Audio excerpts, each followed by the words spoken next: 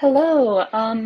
So I'm Maya Blair, and I am going to speak about the concept of beauty from a social constructionist perspective. So beauty is essentially like a socially constructed ideal, and it is founded on cultural norms that have been accepted as true over time and ingrained into our brains and psyches, according to Pierce. And on social media, we observe the creation of items and trends that have been set by millions upon millions of people. There are billions of people that essentially use social media at any given point, and it's honestly kind of fascinating.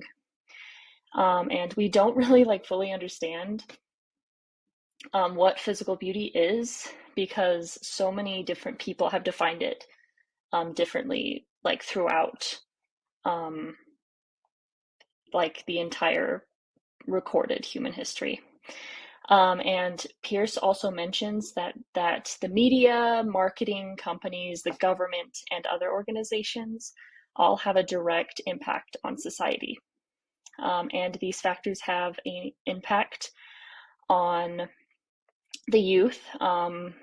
For example, maybe how they dress, how they behave, what kind of trends that they want to follow, what kind of cosmetics they will use.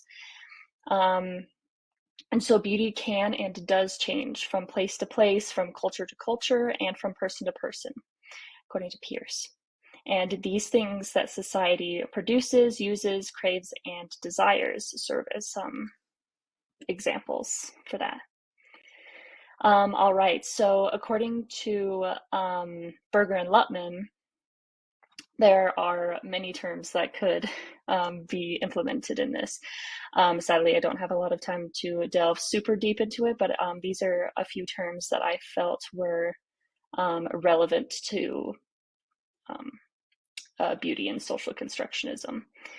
Um, and so the earliest socialization a person experiences when they are young, through which they become a member of society, is essentially a primary socialization.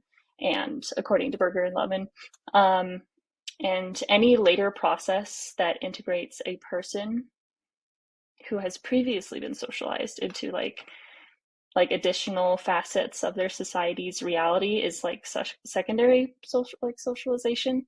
So an example of this could be how children are socialized, possibly from the media. When they're very young, they just start interacting with that content, so it just essentially just carries on over. And that media affects how they socialize and the gendered content that they might um, like interact with is relevant as well, according to England. And a new girlhood that is mainly characterized by gender and the consumption of associated like messages and products have been attributed to Disney and its like princess lineup because it's just such a corporate conglomerate. So many people are interacting it with it like all the time. Billions of dollars are put into this. So I thought that was relevant to that. All right, so that should be the end of my presentation, and here are the references for that. Thank you.